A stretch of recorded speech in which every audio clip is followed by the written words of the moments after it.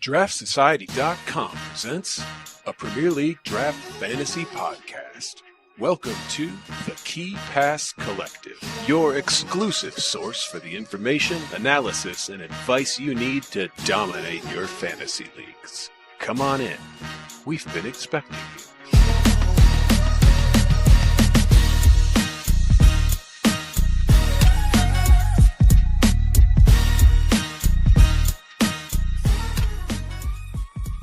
What's up, draft heads? Welcome into the Key Pass Collective. We're the audio companion to the Draft Society website.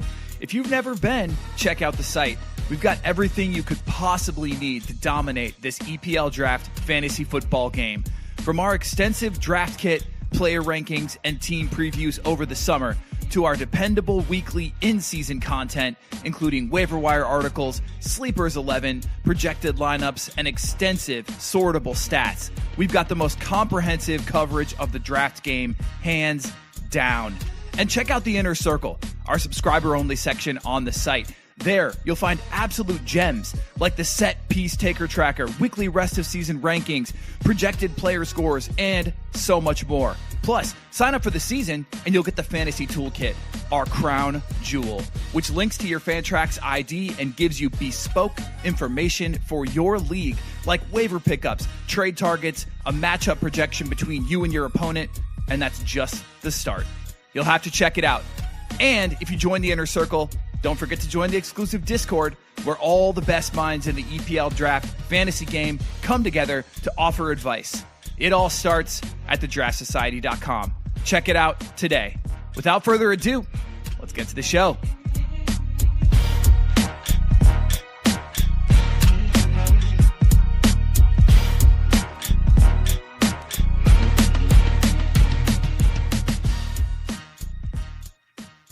Draft heads, what's going on? Welcome in to the KPC. Got a little bit of a surprise show here for you today. It's kind of like when one of your favorite artists announced like a little underground show in the city, and it's like they tease it on Instagram or something like an hour beforehand. That's kind of what we did today, except for we're not nearly as popular as any cool musical artists.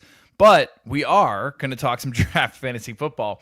It's the summer, and that means that we've been working hard on the draft kit. In fact, if you did not clock it, we just released it yesterday. Literally yesterday, the draft kit was released. It was dropped.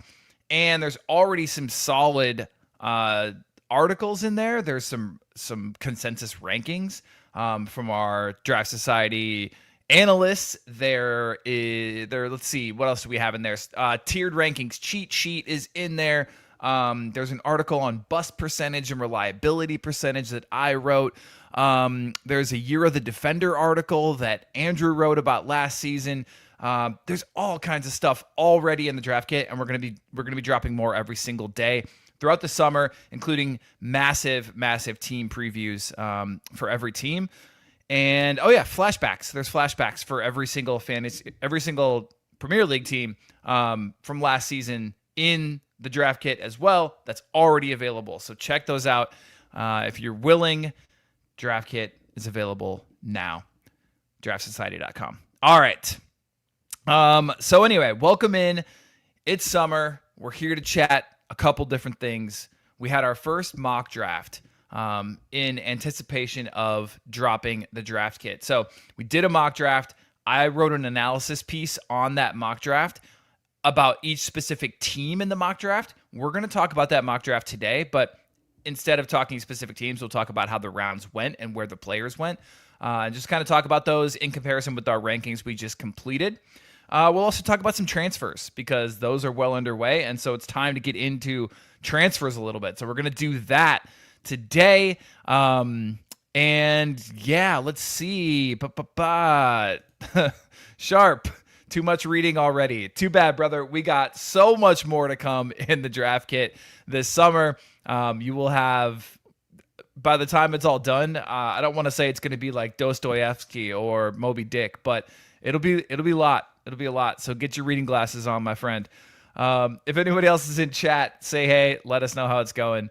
But in the meantime, let's go ahead and bring in a couple of lovely gentlemen to chat with me today about the aforementioned topics. We've got Andrew.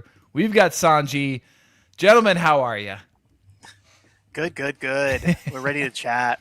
Ready to banter. Yeah, it's been a minute. I feel like we haven't podded since the postseason pod. Sanjy, have you guys been hard at work with the Bantah boys? I haven't done jack shit. I've honestly really made it a mission to kind of take a break from Good the for you. content and Good for tune you. out. Because I mean, towards the back end of the Draft Society content, I didn't realize until we looked at the timesheet at the end how many hours I actually put in last season. Yeah. And I felt it at the end. So I'm only just starting to pick things back up, organizing the Inside Track series. Friday, I think Andrew and I are gonna do something in our Discord, just very off the cuff World Cup / Love Island chats. Nothing EPL related at all. But yeah, dude, it's so if you're casual. into the World Cup or Love Island, that's the place to be. It's hilarious you mentioned that because I've been reviewing Andrew's articles for the draft kit. And randomly sprinkled in are just these little references to Love Island. And I'm like, brother, what is going on here? Okay, now this makes a lot more sense. Yeah, you're gonna find those little tidbits of glory.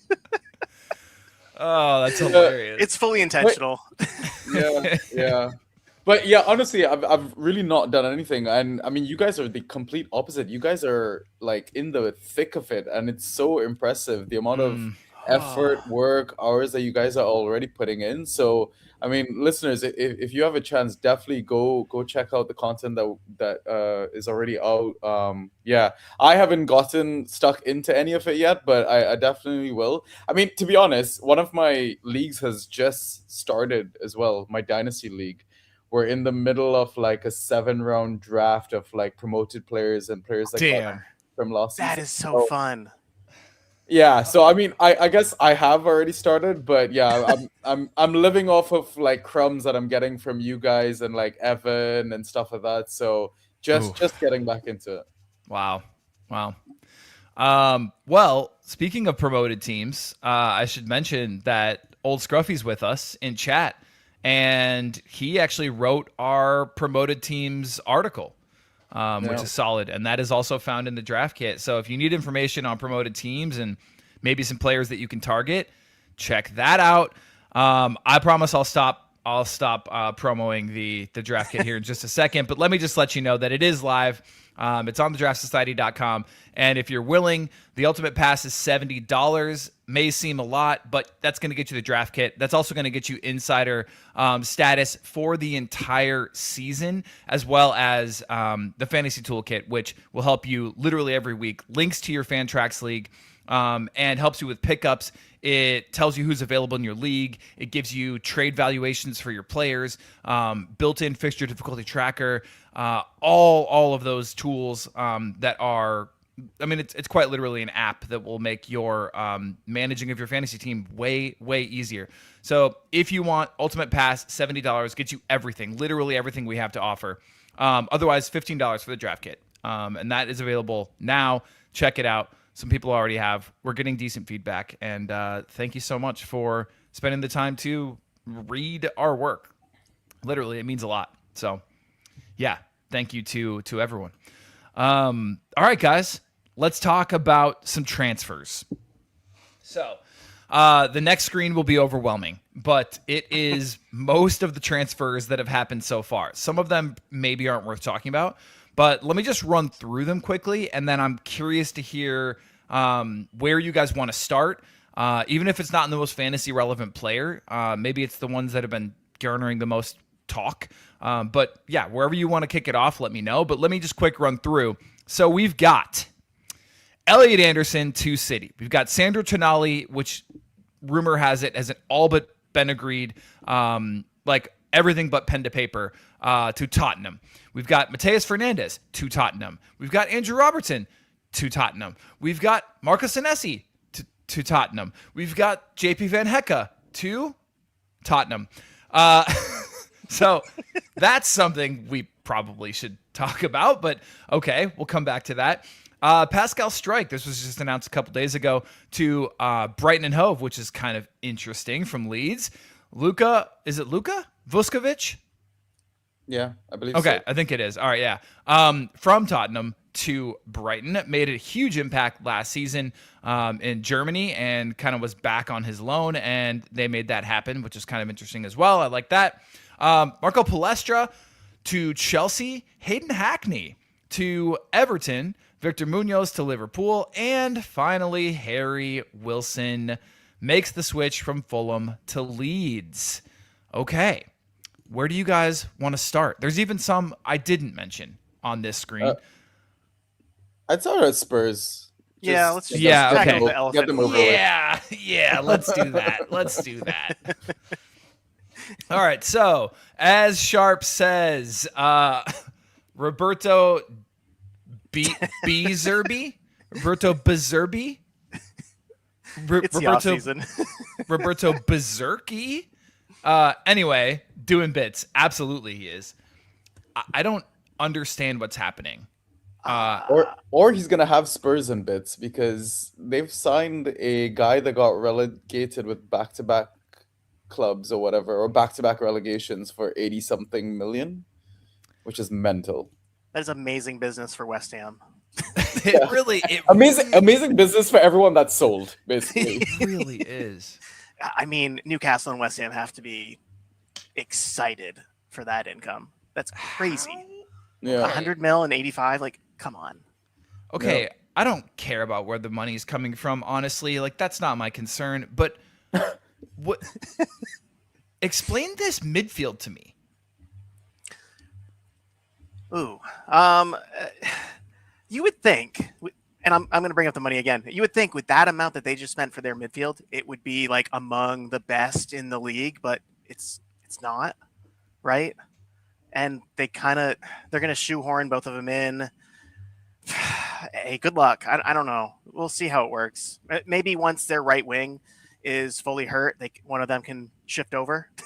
Fill. I mean, yeah, presumably, yeah, they'll all have season-ending injuries again. But yeah, I just don't understand it. Like, when you look at the list of midfielders that they already have, you've got Sarr, you've got Polina, you've got Gallagher, you've got Gray, you've got Bergvall, Bissouma, and now you're adding two more holding mid/number 8 type of players. I really just don't. Where's everyone going to play? Oh, I forgot Bentancur. And I thought, they had a few people leave already, though. No, Bissouma got released, I believe. So that's one. Okay. But you think most of these guys get dumped. Yeah, I'd assume it's Mateus and Tonali in the middle because they don't have Europe. So I don't know where they're gonna put all these players in terms of competitions and appearances. So it really is the number 10 that's gonna be the biggest headache for us to figure out. No. I mean, as of now, is that probably just Madison? If God, he's no. healthy, right? Surely not. That's a huge if. Yeah. I mean, I ranked him much, much lower than everyone else. So I don't understand the hype. I know Genie loves him, but he always does. Yeah. I should actually I'll pull up the Madison, rankings too. actually. I can't remember. I feel like I did. I don't know anymore. Everything's a blur. Yeah, to be honest, those first set of rankings, there was zero math, all vibes. I'm not gonna lie. All right, guys. I know. I saw Okay, Ollie so way too hold early. on. Here we go. I ranked him 130. Okay, fair. 130. Realistically, that's probably where he ends up. Yeah. End of Sanjy, season. you ranked him 125. Oh, I did rank him. Nice job. Nice job. So we're close in that. Andrew, yeah. you ranked him 98th. And here's what I'll tell you. The three of us are the lowest of anybody on him. That's why we're on the Really? pod today. Isn't that crazy? Like, Genie's got him at 59. Wow. Robbie at 51. Draft Lad at 46. Wow. Huh. Dutch at 60. Scruffy at 60. Yeah. I don't know. I don't know what to tell you. Yeah. Either way, so you're thinking Tonali, Fernandez, sort of as like a double pivot. Yeah. Surely, you spend that amount, like you've got to play them. Yeah. And they're not City; they can't get away with that. Right. I mean, so this kind of rules out then wing backs, wouldn't you think? You'd assume so. I can't remember. Did De Zerbi really play with wingbacks? I can't He remember. has I can't before, either. but no, I think he's one of those 4-2-3-1 guys, right? Yeah. He doesn't strike me as a back three wingback sort of manager. Right. Yeah. Maybe if I can't. I wouldn't understand why Tonali would want to leave a sure thing in Newcastle to come play for a club that's fighting relegation for the past few seasons. And Mateus just wants to be back in the Prem. I assume that's why he came. Yeah. Oh, 100%. Yeah. And he's getting paid a handsome amount.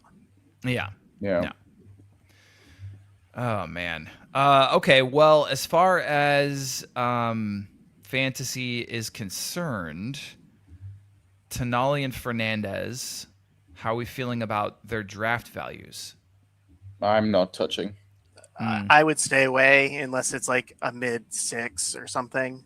Yeah. I mean, we saw Gallagher in this, well, not this system, quote unquote, but yes and no, right? Last season, and it was underwhelming for the most part. Yeah. Yeah, started off kind of strong. I'm talking Gallagher, but then kind of petered out and ended up, as Dutch famously calls him, being a mouse. Yeah, I mean, he put up streamable numbers, really, right? So yeah, streamer. Yeah, basically a streamer. I mean, like that being said, I would say like Spurs definitely are one of those teams that I think will have like draft day value, just because I mean, people either underperformed, were injured, didn't perform at all, that sort of thing. Yeah. The lack of Europe is always a boost on any Fantrax assets output, right? Potential. So. Oh, totally. No, I agree with you. Actually, I like where they're headed at the very least. Yeah. I just don't. I can't make heads or tails of like who's going to be the for sure starters necessarily. It makes it really hard to rank, honestly. Yep. Yeah. But Kudus should be back. Yep. So that puts him on the right wing, and then on the left wing, assuming they start the season with Tell. Yeah. Okay. Is Kulu ever gonna step on a pitch again? You'd assume so. I thought I saw something where he was like hurt again. It's like I had another setback. Yeah. Oh. I could be spreading false information here, but I swear I saw this. I mean, that's a great way to get him on value for drafting. I'm insider trading. I might start doing that, to be honest. Just trash all the Spurs players. And people will buy it. There were comments from the Swedish manager, and just basically Graham Potter. Was that? Yeah. Graham Potter is the Swedish manager. Oh, sorry. This is the Swedish team doctor, Jonas Werner. And basically talking about how it's been a long road for him, missed an entire year, cartilage injuries, like in Dejan's case, are troublesome, he said. Cartilage injuries. Yeah, doesn't sound great, does it, Bob? Right. Doesn't sound great. So, yeah. Maybe February again? Oh, boy. Yeah, sounding like a D&D at the moment, or like a round 16 punt. Like. Yeah, I would take that. God, he last played on May 11th, 2025. Was that like when Conte was there? Probably. Yeah. I don't honestly remember. Yeah. All right, what do you guys make of the Spurs defense? It's something. It's got the potential for fantasy points. I will say that. Yeah, Senesi and Van Heck both had decent seasons last year. Robbo was he's a shell of himself of what we used to see. I mean, one game a week for him though. Like maybe he can give you like round 12 pretty good value. I would love to see it for him. I like him, love him. Tough. I just so spoiler, one of the articles that I wrote for the draft kit release launch day was 5 players whose draft value is already worse, even at this point in the summer. And Senesi does feature in that article, unfortunately, to break it to I don't know, Spurs fans or people who maybe roster Senesi in Dynasty. But regardless, I pulled up the center back fantasy numbers from De Zerbi teams, and they're not great.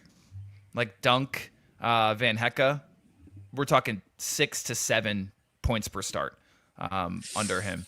And I know those are not as prolific of fantasy assets as Senesi and then, of course, Van Hecke from last year.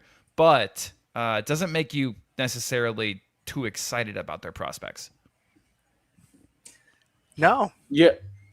And the thing is, like, Senesi and Van Hecke were both, like, I would say alphas in their previous clubs as well, right? So one of them is going to butcher the other, surely. Yeah. Yeah. Yeah. So one's going to get overdrafted, one's going to get underdrafted, potentially. Just don't know which way it's going to go until, I guess, we see preseason stuff. Yeah. Yeah, that's interesting. I'll take him off the waiver wire after 3 or 4 weeks when somebody drops him. Yeah. Fair. You know it's going to happen. Yeah. Even then, I do like, I don't know. I don't know how much you're going to actually want them. Think of the defenders on any free agent pool at this point can offer you great value. I don't know why. Yeah. Yep. I talked about it at length yet again about defenders. So right. Yeah. I mean, or you could draft England legend Jed Spence. It's always that. Yes, he's getting rave reviews from what I hear. Oh, amazing reviews! England's best right back. So good that Declan Rice had to take over. And played admirably, honestly. Yeah.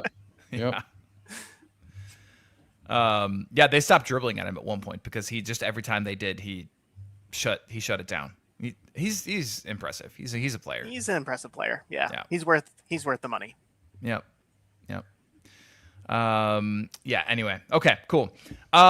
People will wonder about Elliot Anderson. Do you want to talk about him just real quick in terms of his role on City? Yeah. So we looked at the leaders for set piece takers for City, and among them was like Phil Foden and Bilva. I think he's got a path to get a decent amount of set pieces to retain some value. He's not going to be the round, what was it, like 2.5, 3 value that he was going to be on Forest, but he'd still be a decent like 5th rounder. Yeah, that's kind of where I'm at too.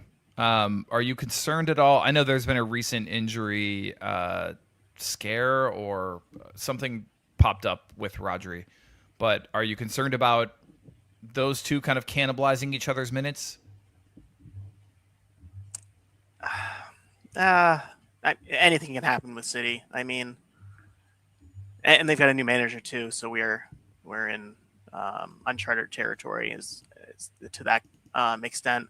Yeah. But yeah, he's not a spring chicken anymore. I would rather have Elliott of the two, and I just Rodri's a D&D for me. I just don't think he's going to hold up. Yeah. I can't remember where I put Elliot Anderson on my rankings, but I would be happy if I miss out on him. Again, it's just one of those assets at a new club with a different role that we're trying to like guesstimate. And if he's going round 5, I don't know. I feel like you could get another more reliable asset at that round. I don't know. I think he he made the move in time for us to make changes to our rankings, I think. Right. But I'm gonna say that I forgot to do that. Can you pull up where we? Yeah, I have him at 23, which I would definitely be lower on him now for sure. Yeah. But let's see. Otherwise, we've got Genie at 34, Toddy at 39, Andrew, you've got him at 43, Sanjy 53, Dutch 62. Yeah. Scruffy's got him at 31. Yeah, I'm not comfortable. I think taking him first 4 rounds. Like, I think I'd still want like your premium defender, like a Poro or a Tarkowski potentially before Anderson at a new club. So. Oh, give me Tarkowski every day of the week if that's an option. Absolutely. Yeah. Yeah, I mean, I'd rather go a lot of other midfield options too, I think, over him. Like a James Garner. Oof. Yeah, I think so. Tough I mean, choice. that's a good transition. I think I would. If we want to talk about Hayden Hackney for a second. Yeah, we could touch on him. I mean, it's only $24 million, the transfer. He's still a young player. There's no guarantee that he immediately A, moves into the starting 11, and B, takes set pieces. Yeah, you definitely, if you're drafting him, you're taking him near the end and not panicking when he doesn't start for like the first 7-8 weeks or something. Honestly, I wouldn't even draft him because that's what I would expect. And every position on your roster is just worth so much. But he's coming from a spot where he took a ton of set pieces, so he's got value potentially there. It just kind of depends on the minutes, and they didn't really pay a lot for him, like you mentioned. I would temper this one. It might be a future planning signing versus a right now or end of season, mid season to get his boots wet and then get him on the field in a real capacity. Yeah. Fair. All right, I like it. Let's see. Who else do we want to touch on here?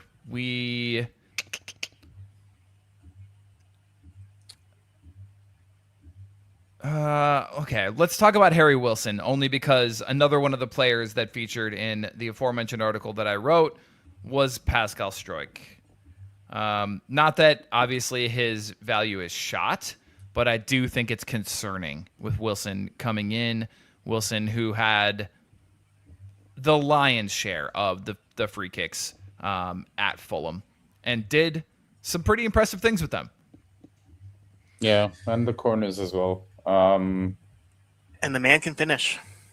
Yeah. I mean, it probably helps to have a winger that lasts more than 60 minutes. Quote unquote Okafor, but I mean, listen, I think that signing is like proper. I wouldn't say intent to like push like top half of the Prem table, which they were kind of looking at that at some point on their mini Renaissance run. But you'd think that if that's the caliber of players that they're signing, then promotion looks almost like safe already, sort of thing. Like.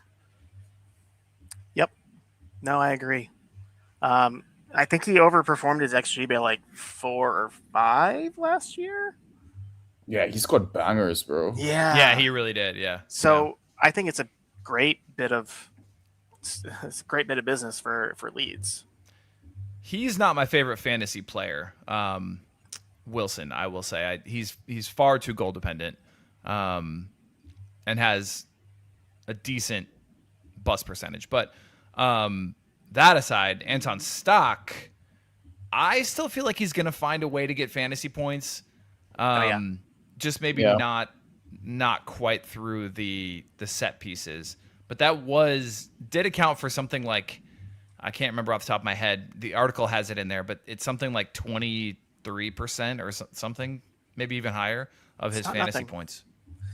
He always just found a way. The man's just an engine. He does the bits. Yeah, I mean, So if anything, he could just fluke his way into more attacking returns playing with better players, right? yeah, Yeah. Something to be Sanjy, said.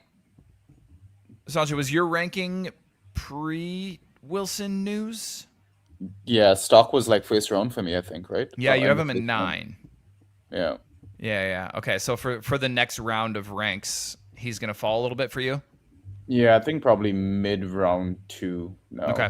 Yeah. Yeah. I think a lot of us kind of agree on that for the most part. Genie 18, I've got him at 22. Toddy has him at 12. Remains to be seen whether or not that was taking Wilson into account. Andrew 21, Robbie 17, Draft Lad 15, Dutch 23, Scruffy 21. Yeah. I think we're probably all gonna gravitate towards that 23 mark or so. Right. Somewhere around there. Yeah. If you could, oh man, he's one of those where like, if I'm picking first, and I go Holland or I go, Bruno, or I'm first or second, right? Bruno, Holland, and then in that second round, you take.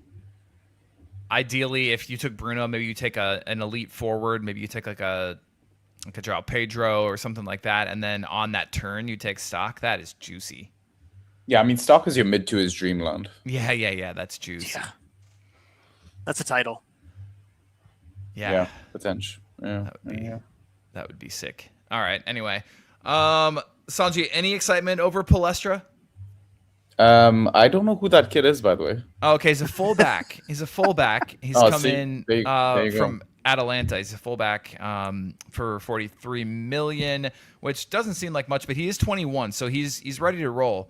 It's not like he's really one for the future, so he could be halfway decent. I don't know. Got to be better than Malo Gusto. Yeah, I mean, I feel like Malo Gusto gets too much heat, man. He's a tidy asset for the club to have around, but not for fantasy. I mean, the thing is with Chelsea as well. Again, another club that where I don't want to like do spoilers, but in terms of where Palmer was in the way too early mark, again, I think it's one of those clubs that you're gonna get value from, but at the same time, I really just want to see a bit of preseason or closed door friendly results or some sort of insight as to what is going to happen, because again, it's a totally new setup, new coach, new system. Possibly there's a lot of unknowns going into it. Canone, oh my god, don't play with my heart, bro. He's been lighting up, but he's been so good for Mexico. Yes, he's had a nice World Cup. He's fantastic. Man knows where the back of the net is for sure. But yeah, and again, we're probably gonna get linked to a different range of profiles of players as well, just because I think Xabi Alonso has been given a bit more license in terms of the signings and stuff. So yeah, it'll be interesting. I think because he's a new person in the Prem, I'm probably not going to touch. But yeah, I mean, I am very excited to see how he's going to turn out. I'll try to get him for my Dynasty League. That's what I'll say. There you go. As far as drafting him is. So no. All right. So that leaves us with the two Brighton defenders, Struijk and Vuskovic. I got to say, I kind of like them both. Yeah, Vuskovic is apparently one of the best in the air. He should be a gold mine if he gets the minutes. Mm-hmm. I'm surprised Spurs let him go, but then again, Spurs making smart decisions. So yeah. I mean, he goes and he has like an insane season, and comes back to Spurs, and the it seems like the first thing on their mind was selling him. I don't understand. Yeah, well, they had to make all those moves up there. I guess, I guess that's fair. Let me see if I can find him real quick. Okay, Vuskovic. I'm looking at Draft Lad's European League's data, in which he takes all the data from the big 6 European leagues and translates the points into Fantrax's default scoring points. This is on our website, and this is available for free, so you should definitely check it out. Vuskovic, 24-41 minutes, 27 games started, 14.14 points per start, 12.66 ghost points per start. Yeah, kid's got potential for sure. You love to hear that. Yeah. It feels like one of those signings that are like classic Brighton. They're going to turn around and, have a great asset for like a year or two and then sell him for double. Yeah. I can see that. All right. Well, let's look at a couple of the rounds of this mock draft, guys. Obviously, we're not going to get to all of them. We don't have 4 hours on our hands today. But let's just talk through a couple of the rounds and kind of see how they went and just sort of, toss out some thoughts about the player valuations there in accordance with our recent rankings that just came out. So we got a bunch of, obviously Draft Society analysts, and then we also got from the Discord, we got some, insiders, definitely some people who are very experienced when it comes to this game. So I thought it was really interesting to see how everything panned out. It was obviously a very difficult draft, even being early in the summer and just being a mock draft. I still felt it was quite difficult. So if anybody wants to see, I went through team by team and wrote up an analysis of this entire mock for every single team. So you can check that out. We're going to talk about it in a different way and talk about it from a round by round perspective. So let me just run through this first round, guys, and then I'll throw it over to you and you can talk about whatever you like. So here was the first round as it stood. And I have been advised that this first pick was actually an auto pick because Draft Lad did not join the draft lobby in time. So he should have had Bruno Fernandes, and he told us that he would have had Bruno Fernandes number 1 overall, but instead he got Erling Haaland. So second goes Bruno Fernandes, then Bukayo Saka, Dominic Szoboszlai 4th, Declan Rice 5th off the board, Antoine Semenyo, Morgan Gibbs-White pick 7, Florian Wirtz, Ryan Shirky, Jeremy Doku, Cole Palmer, and then Anton Stock. Yeah, I was the beneficiary of Holland going 1, so I could plan Bruno 2. That will never happen again. Don't plan on that. That's an anomaly. In the draft, I was almost like, just throw that back, give him the actual pick that would have gone. But then I was like, no, I like this for me. Yeah, for sure. I'm sure I gave you glowing credit for that in the write up too. I can't remember, but I'm sure I was like, oh, this manager will have to have been very, very thankful that Bruno fell to him at 2. But I think Cole Palmer went way too late. Way too late. He should have gone around like 4. Should have gone 5. Like I would take him over Saka, I think. You would take him over Saka. Interesting. I think I would. It's a little bit bold, but it's not like super bold. Yeah. No. Saka did have a really efficient year, but instead of like 30 plus starts that we're kind of accustomed to, this is back-to-back years with like 20 and 25. Yeah. So, he averaged 14 or so points per start, which is amazing, but the lack of starts, and then you're falling back on Nani Madueke, which is, let me tell you what, not fucking fun. Yeah. The only reason I'd take Saka is I'd want to use him as a trading chip. Hope he starts the season good, healthy, and then trade him out for like a Stock +1 or something like that. Okay. Who was Xabi's 10 at Leverkusen? Not sure. Do you remember? Wasn't it Wirtz? No, Wirtz was on the left. Okay. For the most part. Yeah. Let me see if I can find this real quick. But yeah, what's up? It was like for all intents and purposes, it was basically like a 5-2-2-1, right? Like because remember he used the wingbacks quite often. Yeah. His So if wingbacks you were on fire. if you want to call that like a 3-4-2-1, you can.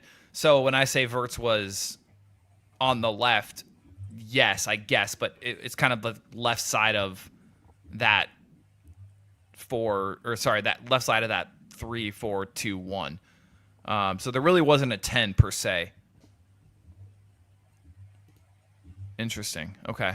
And Hoffman would have been on the other side.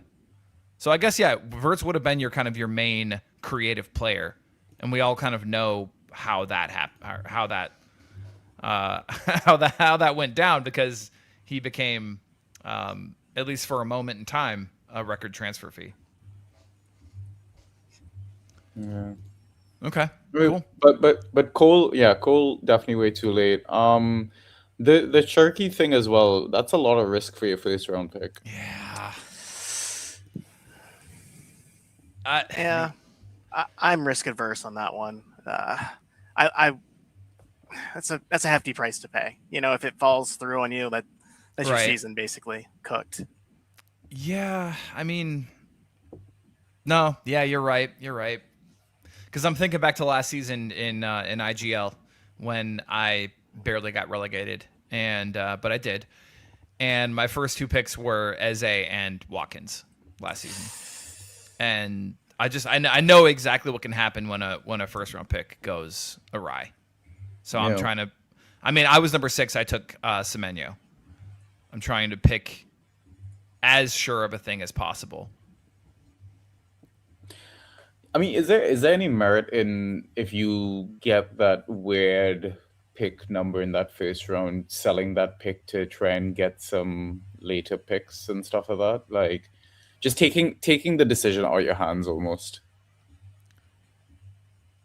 I would be happy. Honestly, I would, if it's not 1 or 2, I would be happy to try to sell a top like 5 pick if anybody would be interested in it. Yeah. I mean, speaking of, sorry, go ahead. Meaning, I would take one much later in the first round, more towards the turn, because I think there's more value to be had there once you get past Holland and Fernandez. Yeah. I mean, speaking of top 5, I also think like last season, I mean, as reliable as Rice is as an asset, plays week in, week out, there were some pretty disappointing scores towards the end of last season, I found. Yeah. And was that because of Zubimendi being hurt and not getting the license to go forward? Deeper and all that. That's fair. Yeah. That's fair. Yeah.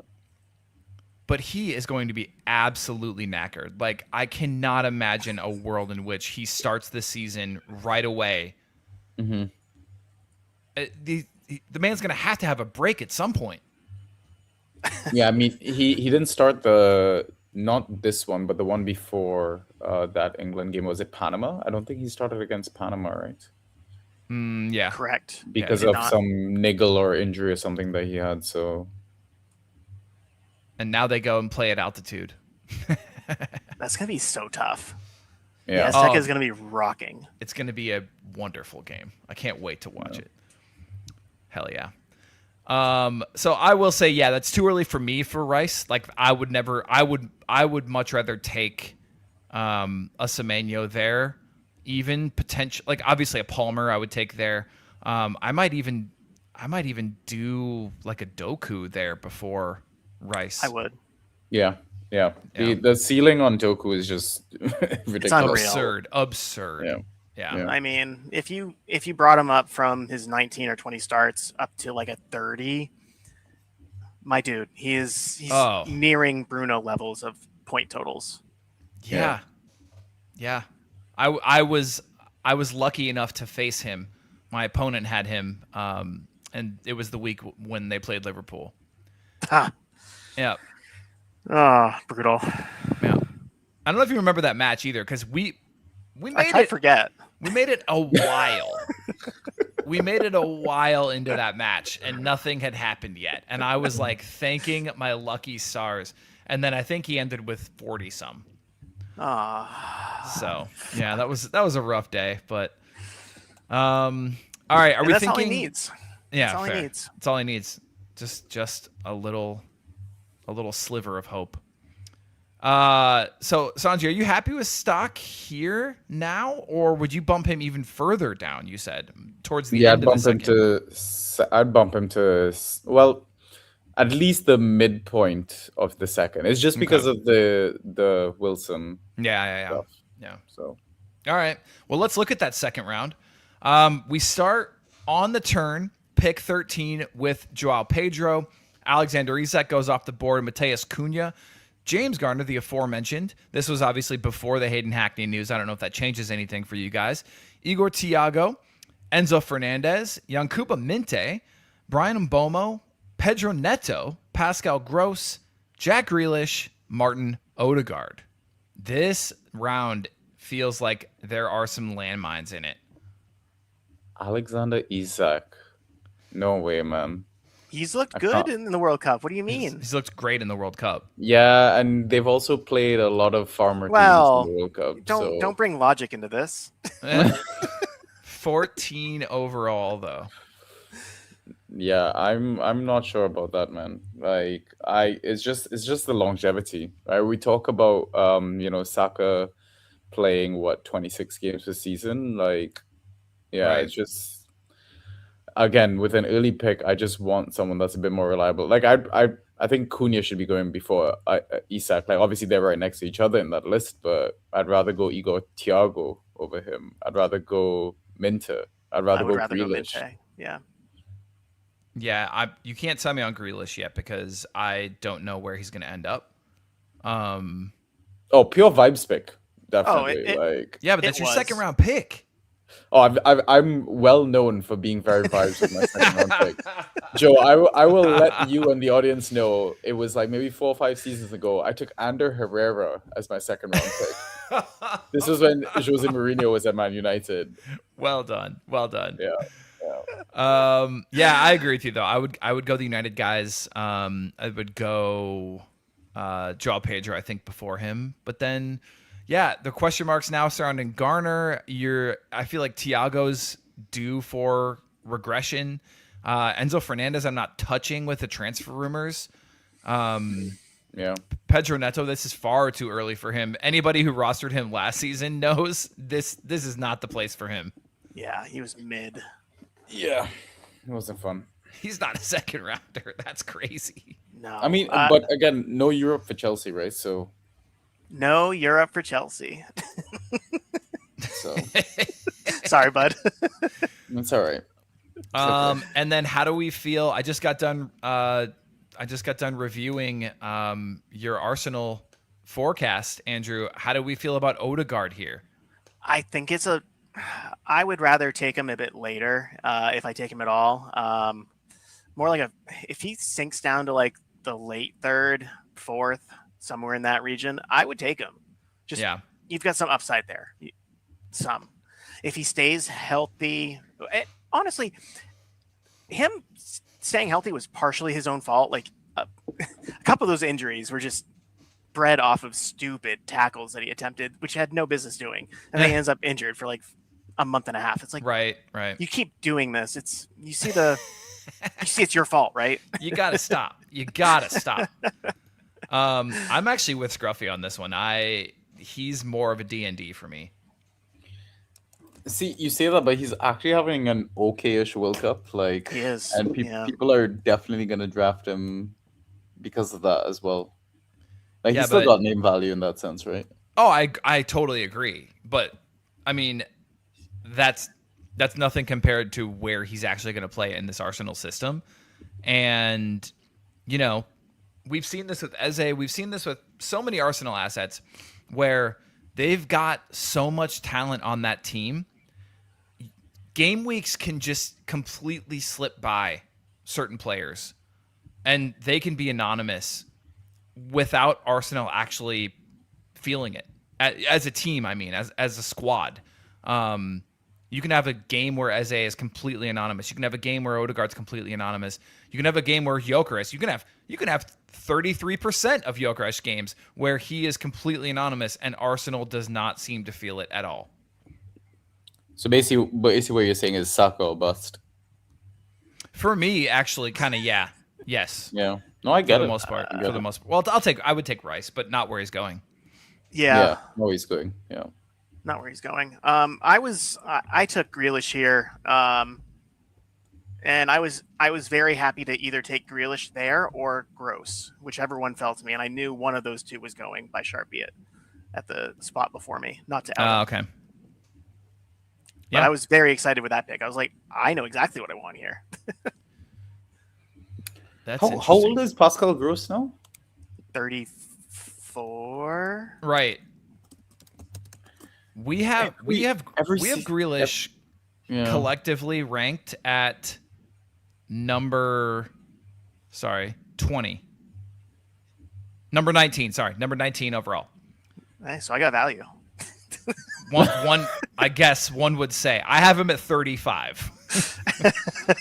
But yeah, Andrew, you like him at 14. Robbie and Draftlad 27, Sanjy 26, and Scruffy at 14. So yeah, that's one we're kind of divided on. I mean, not hugely, but I'm certainly more skeptical, at least for now, than the rest are. That might change once he officially gets his move. Yeah. I mean, if they don't sign someone to challenge Pascal's position, I think, assuming he's able to play a full season again, Gross looks like the best value pick here in terms of reliance, I would say, as a midfield pick, maybe. Yeah. That's a steal of a pick right there. Late in second. Jay Castaldo agrees. I think that's Justin. I'm pretty sure, but I can't remember. I mean, if you're on the turn in that first round, I mean, I wouldn't put it past someone to take Pascal in the end of first, start a second sort of round. So, because he's not going to come back around to you, right? So, no, God no. How did this first round end? Okay, so my ideal like end to the first round would be something like maybe like a Morgan Gibbs White. If people, with the new manager, people are a little bit concerned. If I did like a Morgan Gibbs White into Joao Pedro or into maybe Cunha, yeah, exactly, something like that. Yeah. But I can see Gross or there. Igor as well. Like, I get the argument for it was like mostly penalties and stuff like that. But I think I would have been worried had Brentford gotten European football. I think because they didn't, I'm just attracted to getting him as well. And like the fact that he's not really starting for Brazil in the World Cup, he's going to be fresh. Sure. Yeah. Makes sense. I was just going to look at Neto really quickly. I have this document that I make every season where it does scaled scores. So it's like I take a whole bunch of statistics and then I translate them into like a 1 through 10 score and then basically take an average of all of those scaled scores. And just curious to see where Neto is at. 8.7 points per start, which is not great. 30% bust rate, also not great. And that means basically weeks in which he scores 4 or fewer points.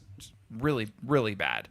0.22 WAR, and yeah. So I was going to say the only argument I'd make for the Chelsea assets is that, again, going into a season with a new coach, new philosophy, totally different attacking system, maybe.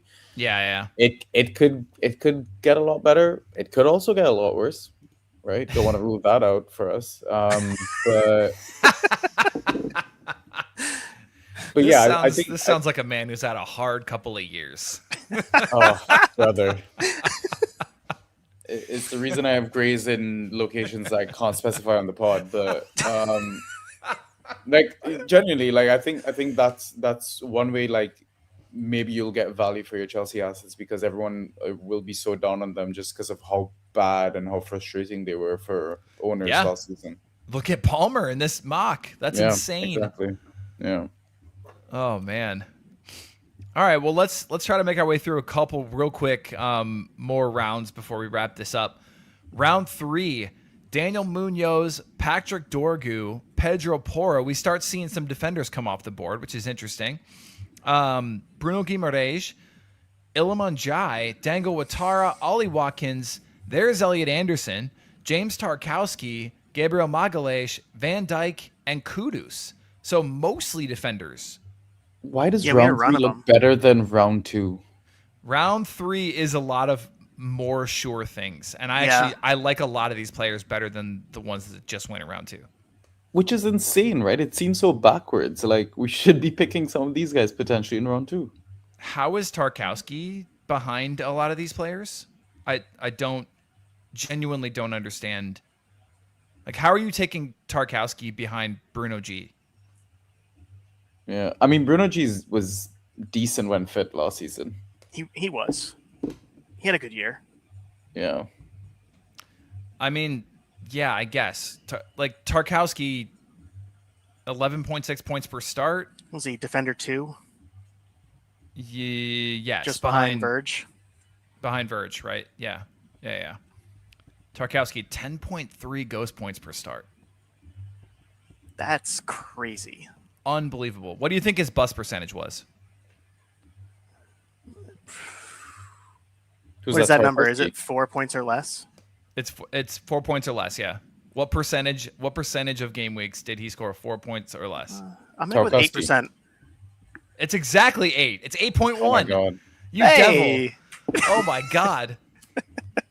And his reliability percentage, so game weeks in which he scores 8 points or more, is 73%. Christ. It's unbelievable. Jesus.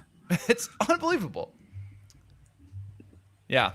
Anyway, I like a lot of these players. I like a lot of these players. None of them are, aside from Anderson, none of them appear to be moving. They all appear to have a pretty nailed spot in the 11. Like, aside from one, who you guys are well aware, I like almost all of these players. I wonder who that is, Joe.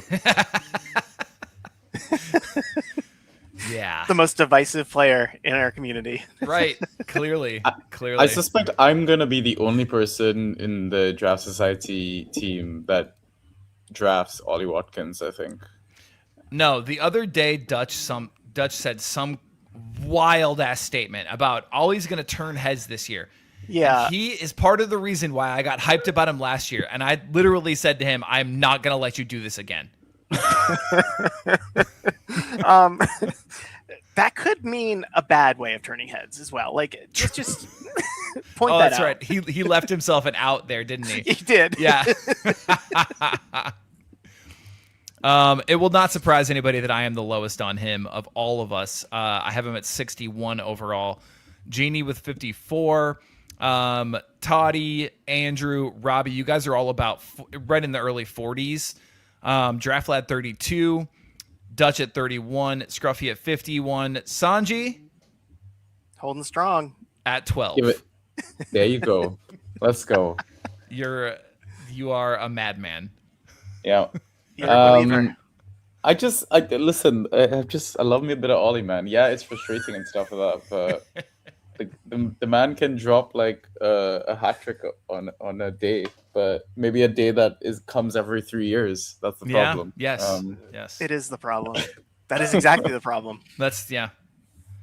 No, honestly, I love this round. The reason I love this round is the number of dependable players in this round. The number of players that you're going to start literally every single game week of the entire season, and you're going to be so thankful that you drafted so many of these players. Yeah. Yeah, the Pedro Porro one, like, he's definitely someone that I have my eyes on for next season. Just the way he ended with De Zerbi finally coming back on set pieces and stuff like that. Yeah, he was ghosting really, really well. And again, going back to the no Europe and I guess everyone else being a shit option for them.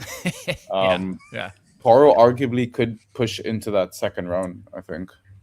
I agree. And we've seen We've seen fullbacks under De Zerbi and what they do. Yeah. So, yeah, cool. All right, let's do one more. Let's see if things get weird in the 4th round, and then we'll wrap it up because I know you guys technically have jobs that you have to do. So, Yeah, don't say that too loud now. yeah, whether you're on lunch or just We're just vibing. AFK away from keyboard. Yeah, Keeping the green light going. That's what we'll I let am. you, we'll let you get back to it at some point here. All right, 4th round. Last one we'll talk about today, but 4th round. If you want to see more again on this mock, it is available. The entire thing is available to look at in the mock draft collection that we keep. Every draft kit, we kind of publish a collection of mock drafts that are done through the community, and so that way you can kind of get a feel for how player valuations change and the player pool changes, and people's impression of those players and where to take them changes throughout the summer. And then also, as I said, I wrote up an analysis on this as well, team by team analysis, so you can read that too. But let's talk 4th round. We've got Kai Havertz, first pick of the 4th round, followed by Cody Gakpo, Morgan Rogers, Victor Gyökeres, Mark Gahey, Kieran Dewsbury Hall, Nordi Mukiele, the other NM name, Nordi Mukiele of Sunderland fame, Phil Foden, Ryan from Bournemouth, Danny Ballard, Dominic Solanke, Nico O'Reilly. So all those sure things we just talked about in round 3, those are gone. This round is spicy. This round is crazy. Yeah. I don't like it. I hate this round, I think. Gyökeres in the 4th round is just absurd. Okay, with the Sunderland defender boys, like, it's the first time Sunderland's in Europe. I think for me, it's always just been a rule where if they're in a competition where they're not used to, they tend to do poopy butthole. Like that's Newcastle true. has shown us. So I'm avoiding there. Nico O'Reilly, don't know where he's gonna be. Left back, midfield, I don't know. Like, I think honestly the only couple of few picks I like in here are like Ryan, Mark Gahey, because of how well he scored. And then Rogers, I mean, hit or miss. You're very attack return dependent, but he does get attack returns. And then Cody Gakpo, I think, is one that will probably is biggest debate, because I know as Liverpool fans, you guys aren't really Cody's biggest fan. So, but from a fantasy standpoint, when he plays, he usually does pretty well. Yeah. Yeah, as long as he's not the 9, which they could be looking at using him there. Right. Yeah. Right. Early days until Ekitike is back in like February, whenever that is. He headlined my article about players whose fantasy prospects have gotten worse. And I only say that because of the emergence of Rio and then also the signing of Munoz. If provided that we sign some sort of right winger, I think Cody, there's no chance he does even close to what he did last year, because he's going to be sharing minutes all around. Yeah. It's tough going. If he does get the minutes, I hope he's much improved under a different manager. I think he will be. You gotta be, right? I mean, there's some rumors of him wanting to leave and or being courted by the likes of Spurs. Jesus Christ. Stop. No. I also saw Spurs linked today. Literally today, I saw Spurs linked with Somerville. Good Lord. So that's why I don't like there's no chance I'm drafting Tell because I think they're actively shopping that left wing spot. I mean, if they want to give us 120 mil for him, I'm down. I would take 80 for Cody. Well, they gave 100 for Tonali. Like, that's true. Cough up. Yeah, we've all got him between like 20 and 40, somewhere in there, which I know is it's a big range for early in the draft, but still, I mean, it's like none of us are completely out on him. It doesn't seem. Yeah, in the fourth, I guess I don't hate him in the fourth. Yeah, I'd like him in the fourth.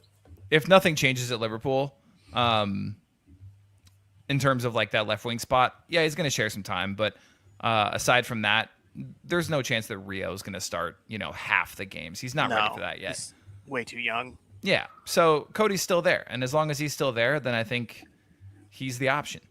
So I think the fourth round, yeah, I don't mind it. Yeah. With the Hackney news, Dewsbury Hall still a fourth round pick for you? I would avoid. Yeah, maybe I'll go round 5 if he lost that. 5 or 6. Yeah, 5 or 6. Foden, obviously a risk. I wouldn't do it. Not again. Fourth round, I can't do it the third year in a row. I know. Fourth round though is not bad. Like,